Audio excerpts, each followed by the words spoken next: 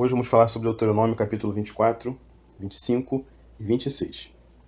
Hoje a gente encerra o segundo discurso de Moisés e amanhã a gente vai iniciar o terceiro e o quarto. Eles são um pouco menores do que esse. Basicamente, esse segundo discurso, a gente está observando, boa parte dele vai ser composta por leis, algumas leis novas e algumas leis que a gente já viu nos livros anteriores. Deuteronômio capítulo 24. Aqui a gente vai ver sobre, do versículo 1 até o versículo 4, acerca do divórcio.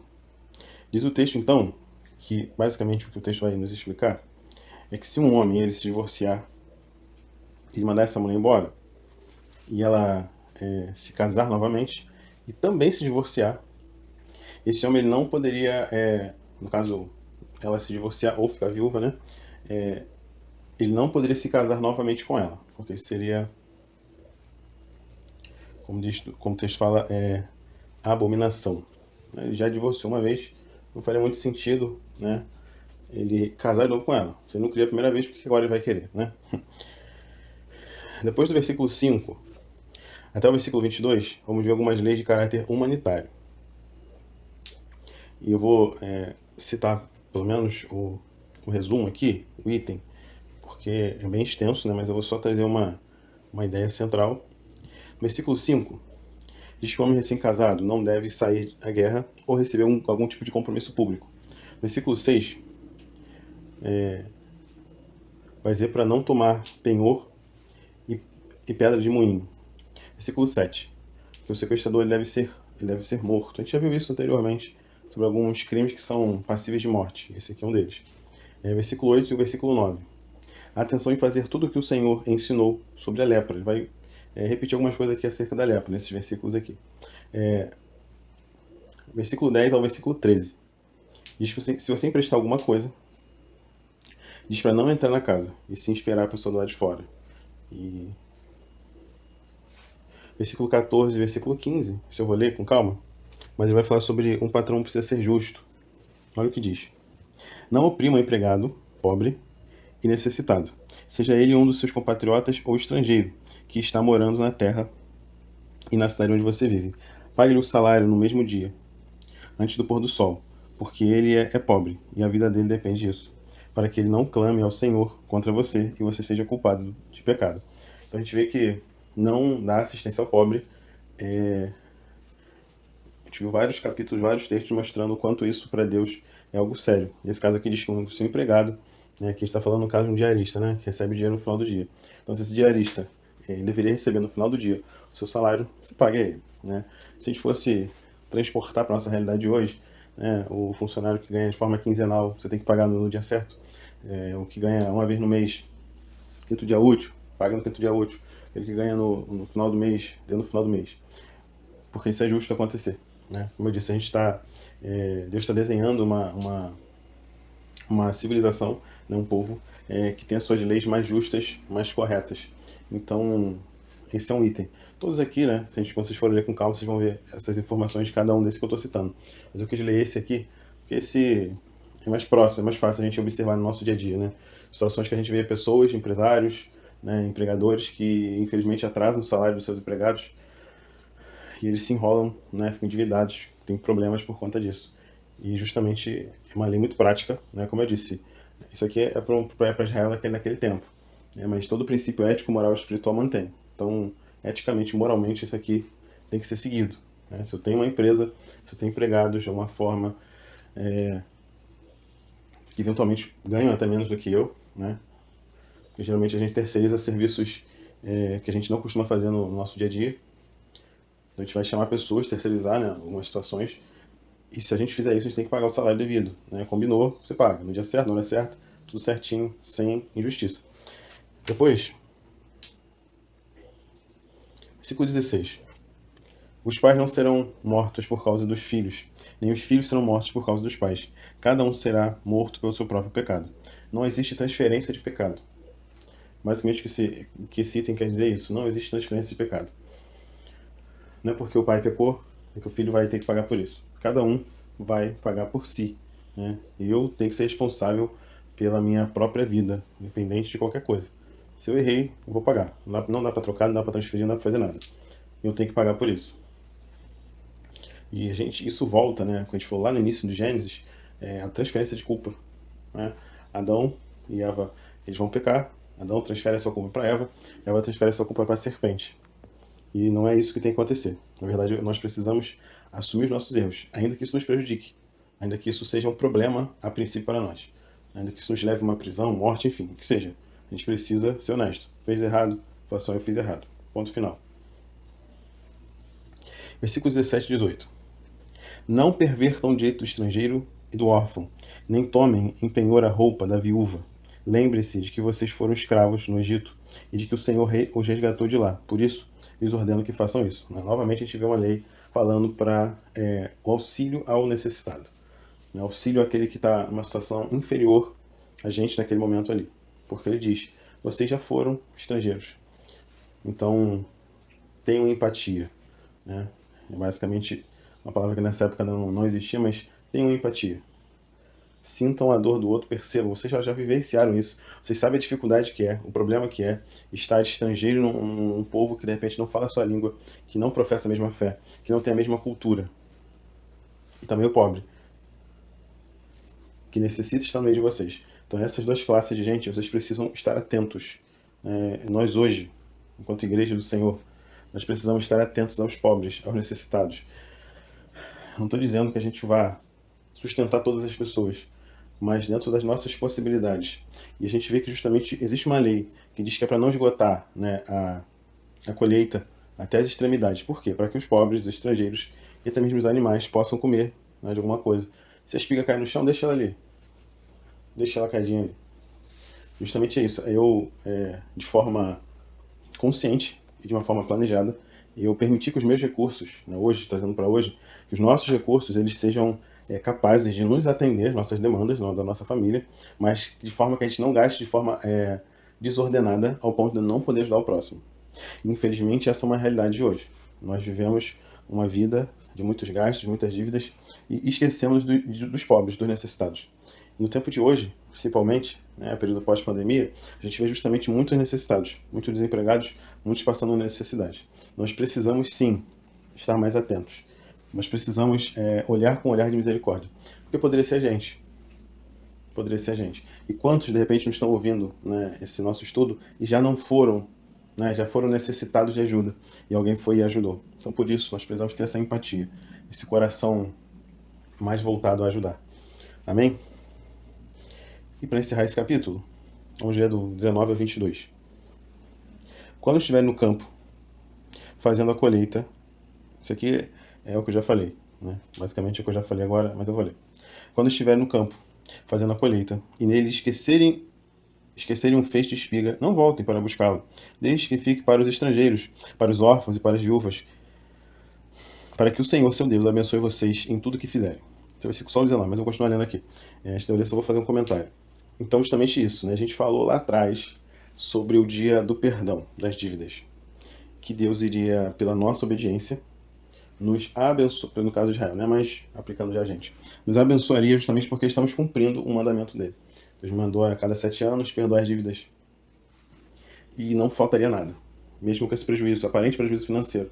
Né? Você tem um valor emprestado e você não vai tê-lo de volta. Mas Deus iria suprir. E que novamente é a mesma coisa. O princípio é que é o mesmo. Você está cuidando de alguém e por isso Deus vai também abençoar as suas finanças. Quando sacudirem a oliveira, não voltem para colher os frutos que ficarem nos ramos. Deixe que fique para os estrangeiros, para os órfãos, para as viúvas. Ao fazerem a vindima das uvas, não sejam rigorosos demais. Deixe que o restante fique para os estrangeiros, para os órfãos, para as viúvas. Lembre-se que vocês foram escravos na terra do Egito. Por isso, eu lhes ordeno que façam isso. E com esse texto aqui, Deus deixa muito claro qual é a intenção dele e qual é a nossa responsabilidade. Está falando do povo de Israel, mas o princípio ético, moral e espiritual permanece para a gente. E quando chegar lá no Evangelho, a gente vai ver justamente isso. Né? A gente está caminhando para chegar lá. Né? A gente está no caminho final de fechar o Deuteronômio, de fechar os livros da lei, esses 5 livros que vão compor a lei judaica, né? Chamada também de Torá. Então a gente vai encerrar, né? Tá encaminhando para o final. No capítulo 30 e alguma coisa, a gente vai encerrar ele. Então uma hora a gente vai chegar, né, nos evangelhos, nas cartas paulina, a gente já vê qual é a realidade do Novo Testamento, mas a gente já vê que esse princípio ele já começa aqui. Quando a gente voltar, quando chegar lá, né, nessa nossa caminhada, a gente vai percebendo devagarzinho, conforme isso sempre foi a proposta de Deus. Né? Deus vai sempre nos lembrar disso, da fidelidade, da obediência, ajudar aos pobres, aos necessitados, aos menos favorecidos, né, que estão no nosso meio. Isso é uma responsabilidade que a gente precisa realmente ter. Né? A gente precisa repensar muito sobre isso. A gente realmente precisa olhar com mais olhar de misericórdia. Talvez nos falte isso hoje. Talvez muitos reclamem de crises financeiras. Mas princípios espirituais desses aqui a gente às vezes deixa passar batido. Né? O texto é muito claro. Não vai te faltar nada se você abençoar aquele que precisa. Então, vamos colocar isso na nossa mente, nosso coração e ajustar a nossa continha. Né? Botar lá a continha lá. Dinheiro para os mais pobres, para os necessitados. Né? No sinal, alguém pede, compra uma balinha. Compra uma balinha. Alguém precisa, está almoçando no restaurante, chega alguém e está com fome. Paga uma quentinha para ele, paga uma refeição. Enfim, né? Ajudar naquilo que a pessoa precisa. Estou falando também de você somente dar dinheiro, mas realmente de você ajudar. Né? A gente vê na parábola do bom samaritano que o bom samaritano ele não dá dinheiro àquele homem que estava no chão, mas ele vai ajudar ele. E é sobre isso que a gente tem que entender quando a gente fala de ajudar o pobre, né? No caso aqui, né? A viúva, a órfã e o estrangeiro. Deuteronômio capítulo 25. Bom, aqui a gente vai ver mais algumas leis. Do versículo 1 ao versículo 4. A gente vai ver sobre a pena dos açoites, que vai dar umas instruções sobre isso. Basicamente, ele vai dizer que não poderia dar mais de 40 açoites, enfim. Ele vai dar algumas instruções como deveria ser feito. Versículo 5 ao versículo 12 é o levirato. É uma lei interessante que eu vou explicar. Ela diz o seguinte, essa lei, que se um homem ele casa-se com uma mulher e eventualmente ele morre sem deixar um herdeiro, o seu irmão ele pode cumprir, né, esse papel de levirato, né, ele vai poder assumir esta mulher, e só que o seu primeiro filho, o primogênito, ele na verdade ele seria do seu irmão que faleceu, justamente para que o nome daquele homem ali não se perdesse. Isso era comum, porque a gente já viu até aqui, a divisão da terra era feita pelo nome, né? Pelos patriarcas. Então era necessário, né, para que aquela família não perdesse aquele lote ali, que o irmão, né, recebesse, né, também esse direito, mesmo que ele não tivesse tido filho. Então o seu irmão iria fazer esse papel de dar uma semente para o seu irmão, né, falecido, casando-se com a sua própria cunhada. Só que tinha casos que esse irmão não aceitava essa situação. E do versículo 7 ao versículo 10 vai nos apresentar como resolver isso. Né? O que acontecia, na verdade, caso ele não aceitasse. Porém, se o homem não quiser se casar com a cunhada, ela irá ao portão da cidade para falar com os anciãos e dirá: meu cunhado se recusou a dar continuidade ao nome do seu irmão em Israel. Não quer exercer comigo a obrigação de cunhado. Então, os anciãos da cidade devem chamá-lo para falar com ele. Se ele persistir e disser não quero casar com ela, então a cunhada chegará perto dele, na presença dos anciãos, e lhe descalçará a sandália, você vai tirar a sandália dele, e lhe cuspirá no rosto, e protestará dizendo: assim se fará com o homem que não quer edificar a casa de seu irmão. E em Israel se dará à casa daquele homem o nome de a casa do descalçado. Então, esse era o que deveria acontecer, né? Esse cara, uma certa humilhação que ele ia passar, né, ser nomeado o cara que não ajudou, né, a dar continuidade ao nome do seu irmão.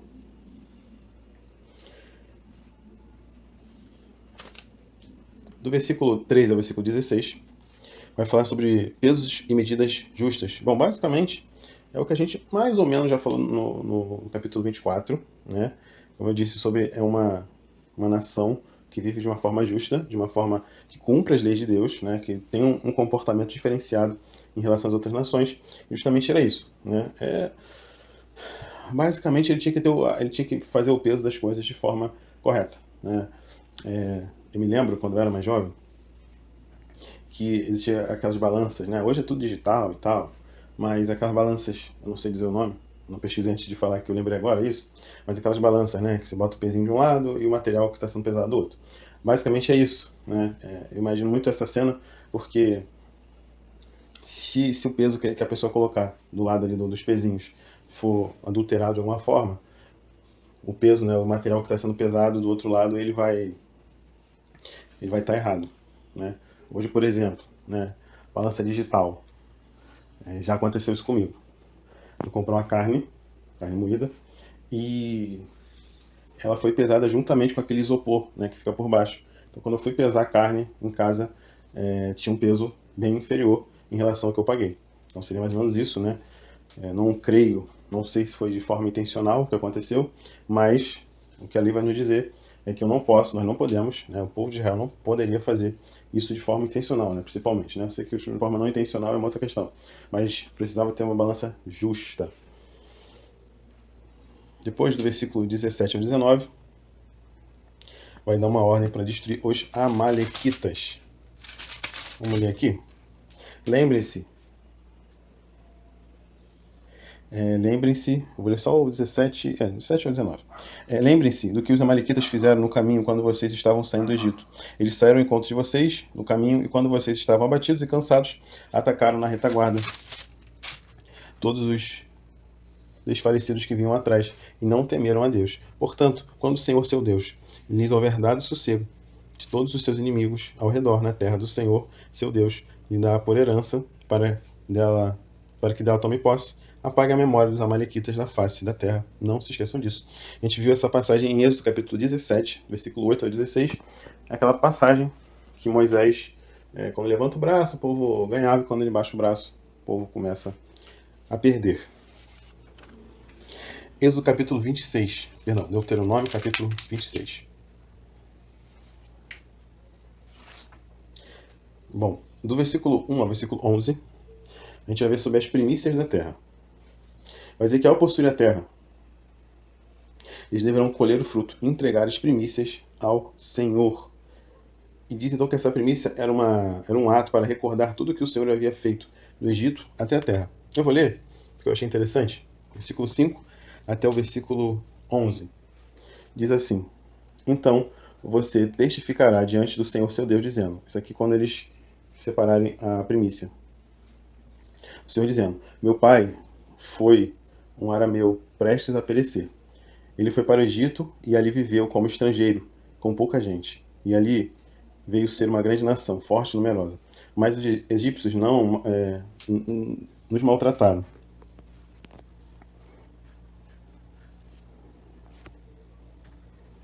Oprimiram e nos expulsaram e nos expuseram dura servidão. Clamamos ao Senhor e aos nossos pais, e o Senhor ouviu a nossa voz e viu a nossa angústia, e o nosso trabalho e a nossa opressão. E o Senhor nos tirou do Egito com mão poderosa, com braço estendido, com grande espanto, com sinais, com milagres. Ele nos trouxe a este lugar e nos deu essa terra, terra que mana leite e mel. Eis que agora trago as primícias dos frutos da terra que tu, ó Senhor, me deste. Então você as colocará diante do Senhor seu Deus e se prostrará diante dele. Você se alegrará por todo o bem que o Senhor seu Deus tem dado a você e a sua casa. Também se alegrarão os levitas, os estrangeiros que morarem onde você vive. Então isso aqui era para ser declarado, né, quando as primícias fossem levadas. Realmente recordar de toda a trajetória de Israel, lá do Egito, né, até a Terra Prometida. Então quando eles fossem colher, para eles lembrar disso. Esse exercício a gente já viu o quanto que Deus ele cria ocasiões, momentos e cerimônias, e, enfim, tudo ele está criando, né, para ser um lembrete, um memorial de tudo que Deus tem feito, né? Todos os elementos, a gente viu aqui sobre a Páscoa, sobre vários aqui, que são justamente para que eles lembrassem de tudo que Deus havia feito pelo povo. Da mesma forma, a gente vai ver sobre os dízimos, do versículo 12 ao versículo 15. E diz aqui que esse dízimo aqui, ele seria dado sempre ao terceiro ano, e esse dízimo deveria ser entregue aos levitas, aos estrangeiros, aos órfãos e às viúvas, né? Aí volta que a gente está falando desde o começo de hoje, né? Sempre lembrando dessas pessoas. Levitas aqui entram porque justamente eles são aqueles que não têm um ofício, não têm uma terra, não têm uma herança. Então o povo que levava, né, os dízimos para eles. E da mesma forma, quando levava essa primícia e se lembrava de toda a trajetória de Israel, o dízimo também, né, teria uma lembrança. Versículo 3 ao versículo 15 diz assim: Depois, diante do Senhor, isso aqui está falando sobre o dízimo, diante do Senhor seu Deus, você dirá: Tirei da minha casa o que é consagrado, e dei também aos levitas, aos estrangeiros, aos órfãos, às viúvas, segundo todos os mandamentos que me tens ordenado. Nada transgredi dos teus mandamentos, nem deles me esqueci. Dos dízimos não comi quando estava de luto, e deles nada tirei, estando impuro. Nem deles dei para a casa de algum morto. Obedeci a voz do Senhor, meu Deus, segundo tudo o que me ordenaste. Assim eu fiz. Olha, desde a tua habitação, desde o céu, e abençoe Israel, teu povo, e a terra que nos deste, como juraste a nossos pais, terra que mana leite e mel. Então isso aqui deveria ser o que eles iriam recitar, né? Uma obediência integral ao Senhor e lembrar da bênção de Deus. Tudo aqui aponta para que eles lembrassem o tempo todo dos benefícios que Deus havia feito para o povo. E para a gente encerrar, 16, versículo 16 ao 19, vai falar sobre exortação à obediência. Eu vou ler também, porque isso é importante a gente falar. Hoje o Senhor, seu Deus, ordena que vocês cumpram estes estatutos e juízos. Portanto, vocês devem guardar e cumpri-los de todo o seu coração e de toda a sua alma. Hoje vocês declararam que o Senhor será o seu Deus e que vocês andarão nos seus caminhos, guardarão os seus estatutos, os seus mandamentos e os seus juízos, que darão ouvidos à sua voz. E hoje o Senhor declarou que vocês serão o seu povo próprio, como ele prometeu, e que vocês devem guardar todos os seus mandamentos. Assim, ele vai exaltá-los em louvor, renome e glória sobre todas as nações que fez, e para que vocês sejam um povo santo ao Senhor, seu Deus, como ele falou. E aqui a gente encerra o segundo discurso de Moisés. Basicamente a gente viu hoje, né, o que eu destacaria hoje para a gente falar, duas coisas. Primeira coisa, eu volto a falar o que eu já falei no início, né, sobre a necessidade, a responsabilidade que nós temos sobre os menos favorecidos. Que se nós queremos realmente ser povo santo, um povo separado por Deus, a gente precisa pensar, a gente precisa olhar para as pessoas que estão numa situação difícil e complicada. E a outra coisa que eu quero dizer é isso, que nós precisamos buscar uma vida de obediência ao Senhor, sempre nos lembrando de todos os benefícios de Deus. Né? Se a gente for falar três coisas, na verdade, vamos falar três coisas, né? Ser obediente a Deus e lembrar todos os benefícios. E o maior deles, que é o que Israel, o marco zero de Israel, justamente é a saída do Egito. O nosso marco zero é Cristo morrendo na cruz por nós. Ali nós passamos a ser filhos de Deus. Ali nós passamos a ser co-herdeiros de Cristo. Então, toda vez que a gente olha para aquela cruz, a gente se recorda da história da cruz e precisa ser um exercício constante. Né? A ceia é um momento para isso, mas nós podemos, por diversos outros momentos, nos lembrar e falar acerca disso, para que realmente a gente não se esqueça desse maior benefício que Deus nos deu. Nós não merecíamos absolutamente nada, continuamos não merecendo nada, mas Ele, por sua graça, por seu amor e por sua misericórdia, Ele nos resgatou. E por isso nós precisamos viver uma vida santa diante dele. E por isso nós temos que ser gratos ao Senhor em todas as coisas. E por isso nós precisamos ser obedientes à sua lei, à sua palavra, e cumprir integralmente tudo o que o Senhor nos diz. E quando a gente chegar nos evangelhos, a gente vai traduzir tudo isso aqui que a gente está conversando hoje para o que Cristo nos propõe como uma vida santa diante de Deus. E as missões que ele nos dá. E quando a gente chegar lá, a gente vai entender que esse sentimento que a gente está tendo ao conversar sobre esses 5 livros da Bíblia, né, que vão compor toda a lei judaica, quando a gente olhar para Cristo e perceber que isso aqui não mudou, né, ele apenas traduziu, né, ele só trouxe o sentido completo de todas essas coisas aqui. Quando isso acontecer, a gente vai conseguir enxergar a nossa vida cristã e realmente se arrepender daquilo que precisa e fazer o que é certo. Porque é dessa forma que a gente alcança as bênçãos de Deus. A gente está vendo isso aqui? É claro essa informação. Eu não tenho que buscar a Deus para que Ele me abençoe. Mas porque Ele já me deu uma grande libertação, eu preciso seguir a Deus e ser obediente a Ele. E certamente Ele vai me abençoar. Amém? Que Deus te abençoe. Que Deus te guarde. Que Deus tenha misericórdia de cada um de nós. Que Deus nos dê a paz